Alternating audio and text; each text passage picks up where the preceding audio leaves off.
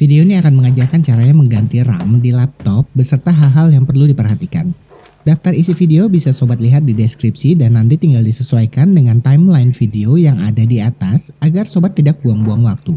Oh iya, penyebutan laptop, netbook dengan notebook itu sebenarnya sama saja. Yang pertama kita akan ajarkan caranya lepas pasang kepingan RAM.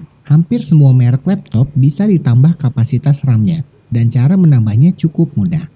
Yang pertama, kita buka dulu penutup RAM-nya. Ada laptop yang memang sudah menyediakan bukaan khusus untuk RAM, contohnya seperti laptop ini. Tapi ada juga laptop yang kalau kita mau menambahkan RAM, kita mesti bongkar seluruh bodi belakangnya. Contohnya laptop Axio Neon seperti ini. Untuk laptop Axio ini, kalau mau ganti atau ditambah RAM-nya, kita harus buka seluruh bagian bawahnya. Kita balik lagi ke laptop yang tadi. Kita buka baut pengikat tutup RAM-nya. Putar baut ke arah kiri atau berlawanan jarum jam untuk membuka. Lalu kita tarik saja tutupnya. Oh iya, satu hal yang perlu sobat ingat, biasanya penutup RAM ini disegel. Jadi kalau kita ganti RAM bisa saja menghanguskan garansi. Dan yang di sebelah kanan ini adalah RAM. Jumlah slot RAM di tiap laptop bisa berbeda-beda. Contohnya di laptop Lenovo IdeaPad 310 milik saya ini, dia bawaannya sudah dilengkapi RAM sebesar 4 GB onboard. Maksudnya onboard adalah RAM tersebut disolder ke motherboard dan tidak bisa diganti-ganti. Tapi laptop ini menyediakan satu slot kosong yang berguna untuk menambah kapasitas RAM.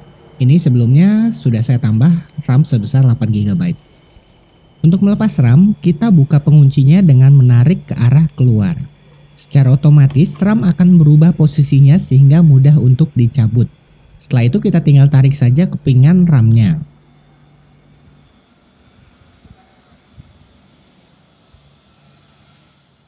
Ini adalah tampilan pengunci slot RAM. Sobat juga bisa melihat di bawah slot RAM ada RAM onboard yang tidak bisa dilepas atau tidak bisa diganti karena disolder ke motherboard.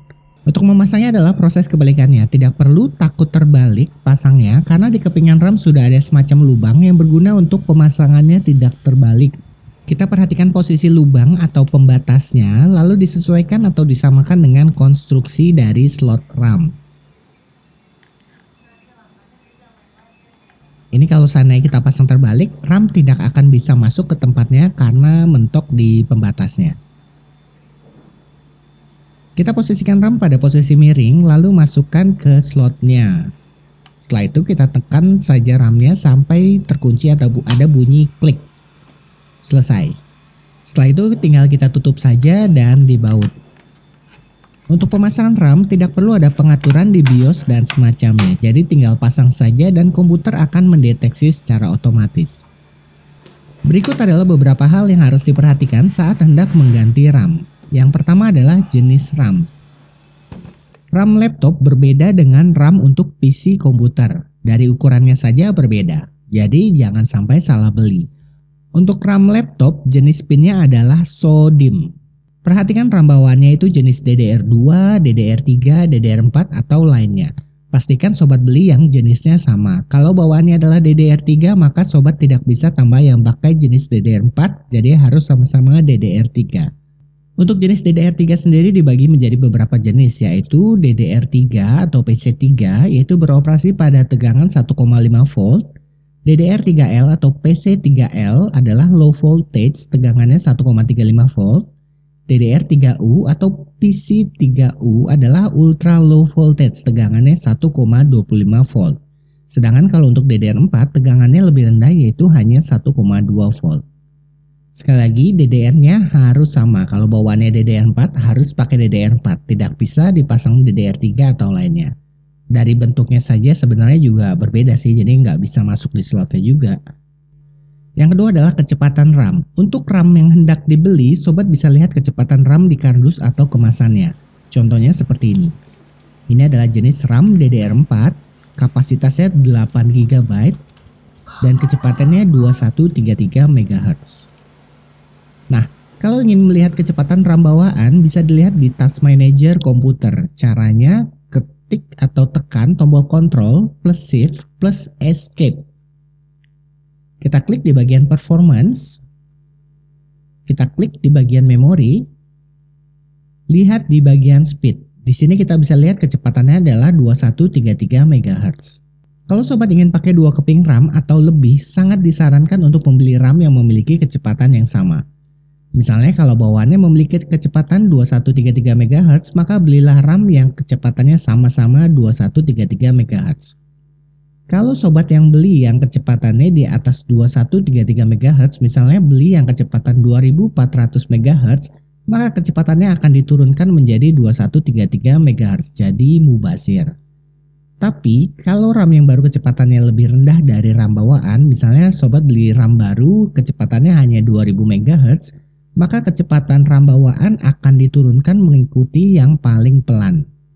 Jadi sebisa mungkin belilah RAM yang kecepatannya sama, atau kalau memang susah dicari atau susah nggak ada yang jual gitu, paling tidak belilah RAM yang kecepatannya lebih tinggi dari RAM bawaan. Jangan beli yang kecepatannya di bawah karena nanti motherboard akan secara otomatis underclock atau menurunkan kecepatan RAM mengikuti kecepatan RAM yang terpelan agar komputer bisa bekerja. Sekarang kita akan bahas kapasitas RAM. Kita bisa menambah RAM yang kapasitasnya berbeda dengan RAM bawaan selama speed dan jenis DDR-nya sama. Misalnya RAM bawaan laptop adalah 4 GB, untuk tambah RAM kita tidak perlu beli yang sama-sama RAM 4 GB. Tapi kita bisa beli yang 8 GB atau kalau mau murah bisa beli yang 2 GB saja. Contohnya laptop di video ini RAM bawaan adalah 4 GB onboard, lalu saya tambahkan RAM 8 GB sehingga total RAM-nya menjadi 12 GB. Untuk performanya saya rasakan tidak ada masalah sama sekali walaupun pakai kapasitas berbeda. Untuk main game dan juga edit video lancar-lancar saja. Lalu hal selanjutnya yang harus diperhatikan adalah merek. Dulu saya berpikir merek itu tidaklah penting, tapi ternyata saya salah. Ternyata merek itu sangat berpengaruh. Ini kalau dari pengalaman pribadi ya. Saya dulu pernah coba beli RAM merek A dengan spesifikasi sama persis dengan RAM bawaan secara spesifikasi ya. Hanya beda kapasitasnya saja. Tapi saat dipasang, laptop tidak mau menyala sama sekali. Setelah saya beli RAM merek B yang sebenarnya spesifikasinya 100% sama dengan merek yang sebelumnya saya beli, tapi laptop saya bisa menyala dengan yang RAM merek B. Padahal kalau pakai merek A tadi nggak bisa. Selain itu, merek RAM juga bisa berpengaruh terhadap kecepatan performa komputer. Contohnya laptop yang ada di video ini yaitu Lenovo IdeaPad 310, itu cocoknya pakai merek Corsair yang jenis Value Select atau yang bisa dibilang merek Corsair yang seri murahnya. Sebelumnya saya padahal pakai merek lain yang justru lebih harganya lebih mahal dari Corsair, tapi malah performanya lebih lambat. Aneh sih sebenarnya, padahal dari spesifikasi sama persis.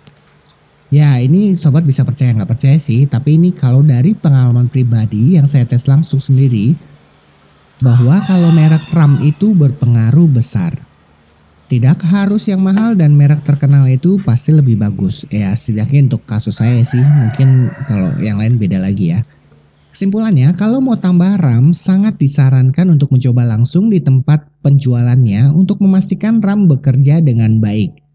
Kalau seandainya tidak memungkinkan atau mau beli online, cari info dulu dari pengguna lainnya, pastikan sudah ada yang pernah coba RAM merek tersebut dan berfungsi dengan baik. Jadi cari dulu info-info rekomendasi dari pengguna lainnya. Atau belilah RAM yang punya spesifikasi dan merek yang sama persis dengan RAM bawaan. Ya demikianlah video kali ini, semoga berguna. Subscribe channel kami jadi kamu mudah menemukan kami jika nanti sewaktu-waktu dibutuhkan. Terima kasih telah menonton.